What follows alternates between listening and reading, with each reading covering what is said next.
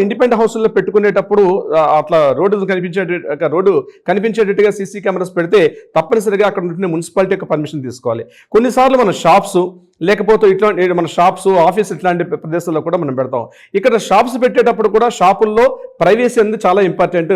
మనకంటే ఒక private place ఎక్కడ ఉంటుందో అక్కడ మాత్రం సీసీ కెమెరాస్ వాడడం మాత్రం పూర్తిగా నిషేధించడం జరిగింది.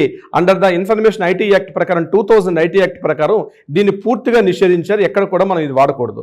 ఇదే కాకుండా కొంతమంది ఏం చేస్తారంటే, కొంతమంది మీరు అన్నట్టుగా దౌర్భాగ్యం, కొంతమంది ఏం చేస్తారంటే ఇంట్లో లోపల కూడా ఏం చేస్తున్నారు. కొంతమంది ఏం చేస్తారంటే, నేను ఆఫీస్కి వెళ్ళాను, నా భార్య ఏం చేస్తుంది, ఎవరెవరితో మాట్లాడుతుంది, వీళ్ళతో ఫోన్ చేసి నువ్వు ఒకసారి కెమెరా దగ్గర రా అని చెప్పే ప్రబుద్ధులు కూడా కొంతమంది ఉన్నారు. భార్య నిజంగా ఇంట్లో ఉంటుందా లేదా, ఎవరైనా అపరిచితులతో మాట్లాడుతున్నారా, ఫోన్స్ని ట్రాప్ చేయడం, అదేవిధంగా ఇంట్లో కూడా సీసీ కెమెరాస్ పెట్టడం, బెడ్రూమ్లో కూడా సీసీ కెమెరాస్ పెట్టడం. కొన్నిసార్లు చెప్పి పెడతారు, కొన్నిసార్లు చెప్పకుండా పెడతారు. ఫోన్స్ని అట్లే ట్రాప్ చేస్తారు. ఇంట్లో కూడా చిన్న చిన్న స్పై కెమెరాస్ పెట్టే ప్రయత్నం కూడా చేస్తారు. ఒకవేళ ఏదైనా జరగకూడదు జరిగితే దీనిని మాత్రం ఒక ఎవిడెన్స్గా మాత్రం ఎట్టి పరిస్థితుల్లో కూడా పరిగణించరు.